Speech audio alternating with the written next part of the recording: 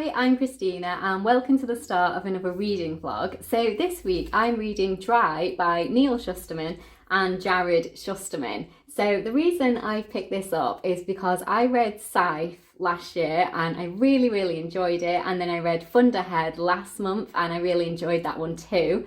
And before I finished that series, I thought I'd like to read some of his other books, and this is one of his standalones, so I was like, yeah, I'm definitely interested in reading that one. So the concept is the taps have run dry and there is a mass water shortage, and we're following a couple of characters on this journey, and it's told over a few days, and I've read a decent chunk of it so far. So I've read 140 pages in one sitting, and I don't often do that, so it shows it's a very readable book. I could just read like 140 pages, like a third of the book, just in one go.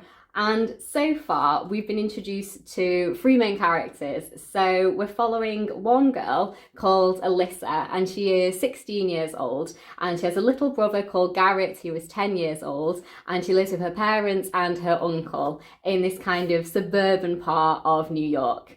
And then her next door neighbour is called Kelton. He's the same age as her, but she thinks he's a little bit weird. He's kind of just a bit different compared to everybody else, and everybody else in the neighbourhood thinks he's quite weird and thinks his whole family is quite weird, essentially because they're kind of the type of people who are prepared for the apocalypse at any time. So they have like mass supplies of food, they have like a massive water tank full of fresh water, and he's done lots of things to his house. So he's made like the windows bulletproof, and they have like a secret hideout in the woods that only they know about, that is completely stocked with goods, and they have their own generator as well, so they have electricity all of the time from their own generator if anything was to happen. And so they're the kind of people who are very prepared, and obviously they have a lot of weapons and they know how to use them all, and so people generally kind of look at them and go, you know. But obviously this is kind of it's not like a post-apocalyptic book, because obviously it's not the apocalypse, but it's certainly a comment on what would happen if we do run out of fresh water. So it does comment a lot on climate change, and it's actually really good commentary on climate change. Like, genuinely, it has a very good basis, and the idea that certain parts of the world and certain parts of America especially could be cut off from a water supply if other states were to kind of take control of the rivers and the reservoirs, etc. So I think it's a really interesting premise, and yeah, I'm quite enjoying it so far. So far this book has been set over 3 days, and I like that. I like the idea of a book being set over a short period of time. So I'm guessing it's probably going to go over a couple of weeks probably, and I'm definitely looking forward to carrying on with that. In terms of perspective, it's written through three people's perspectives so far. So the first perspective we get is Alyssa, and then we get her neighbour, Kelton, and now we've just been introduced to a new character called Jackie. And I won't say how they've met this character because obviously spoilers, but I really like her as a character so far. I think she's going to be very intriguing. I think there's going to be quite a lot to unpick about her as a character. But I will say I'm not particularly connected to any of these characters. There's no like emotional impact for me. I'm enjoying it, but I don't think this is going to hit hard for me. And I don't think I'll be giving it probably any more than a 3-star.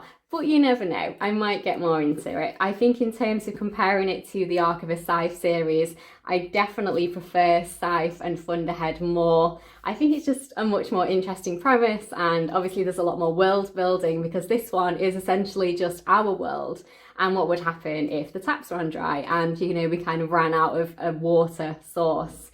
So yes, I would definitely say I prefer Scythe at the moment, but I might like this one more. I do like the way he writes. It is a very readable book.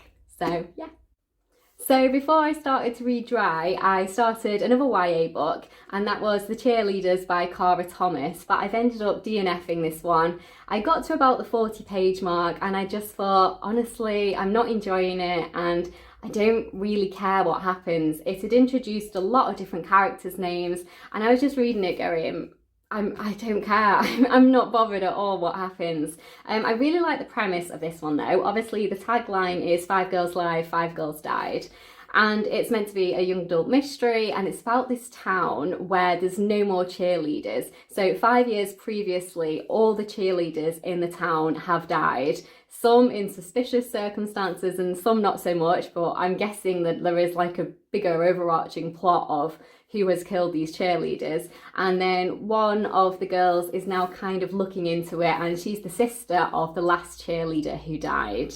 And I don't think it's for me. It feels like it's written very, very young for me. I'm obviously a lot older than the main characters now, so they're only like 16. So it's like a big age gap to still read about. But saying that, in this one that I'm reading, the characters are 16 and I think Jackie's 19, so they're obviously younger than me. But I just kind of got this vibe that it was reading very young, and it didn't really feel special like anything I've particularly read before. So yes, I'm gonna DNF this one. As I say, I'm trying to get better this year. It just not reading the books that I'm not enjoying because life's too short and there's so many good books out there that there's no point carrying on with one that you're not really enjoying. And I borrowed it from the library anyway, so I don't mind too much because I'm obviously not wasting money. I hate DNFing books I've purchased because I just think it's such a waste of money. But yeah, I got it from the library, so happy to put that one down and just read something else. And that's obviously why I chose this one.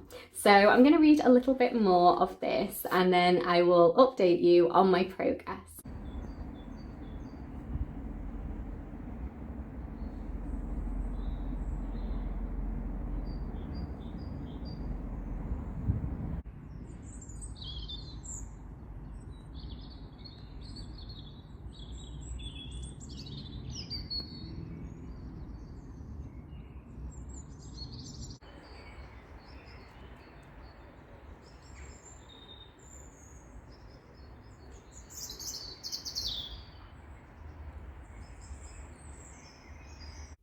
And I've also picked up a few bits and bobs for Easter from Aldi, which I thought I would show you. So I have these little chocolate bunnies and they're filled with salted caramel, so they sound great. And I think they're like a dupe for Hotel Chocolat. They look just like Hotel Chocolat.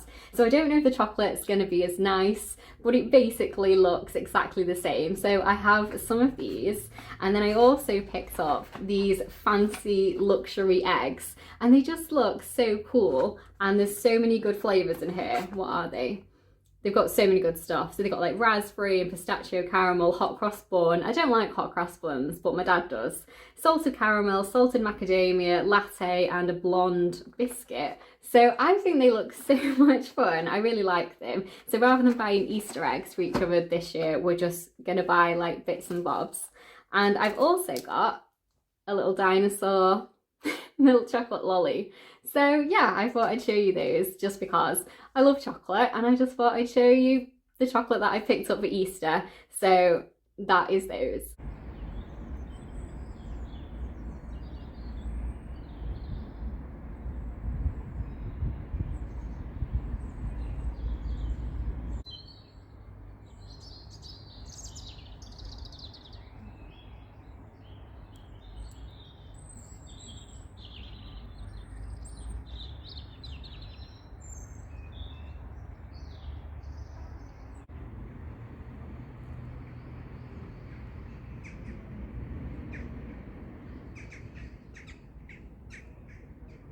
So I have finished Dry by Neal Shusterman and Jarrod Shusterman. I read this one in 3 sittings and I really liked it actually. It is definitely a solid 3-star book for me. I think it's a really interesting look at how people react in a crisis and how different people react in different ways. Some people just lose their humanity totally and other people find their humanity, and I thought that was a really interesting way to just kind of get this point across. And I thought it was actually a very accurate look at what would happen in a water shortage situation in a confined area, and just how the world would react to this, how the government would react, how, you know, martial law would come into place, and just generally how quickly it would take people to turn on themselves and turn on each other. And yeah, I just thought it was a really great portrayal of that. I thought it was very good at exploring the human psyche in that way and just kind of seeing how would different people react. And if you put a bunch of characters that wouldn't have met in normal life and just kind of shoved them all together, what would happen? And I thought it was a really interesting look at that. It has some excellent commentary on climate change, which I think is really important because it is something that we all need to think about, obviously. And like I say, in terms of the characters, I think there's a lot of very astute observations on people and people's behaviour in this. And that was a lot, I think, for a YA book, so I was impressed with that. Like I say though, I wasn't massively connected to the characters. There wasn't this deep kind of emotional impact for me. They did just kind of feel like characters in a story to me. Even at the end, they didn't feel like real people. So I don't think the story kind of bridged that gap for me to have that emotional impact. That's why I'm going to keep it as a 3-star read. But I do think it was really very well done. Now, I will say, comparing this book to the other books I've read by him in the Arc of the Scythe series, Scythe and then Thunderhead, I do prefer that series to this book. I just think it's a lot more interesting. The premise itself is more interesting. The premise of that one, if you don't know, is death doesn't exist anymore. Humans have conquered death. We have cured every single disease. Old age isn't a thing anymore because you can reset yourself back to a younger year of your life. And essentially the only way you can die in this world is if you are killed by a scythe. And we have a whole society and we have a structure of a scythedom, and they have a certain number of people they will need to kill every year.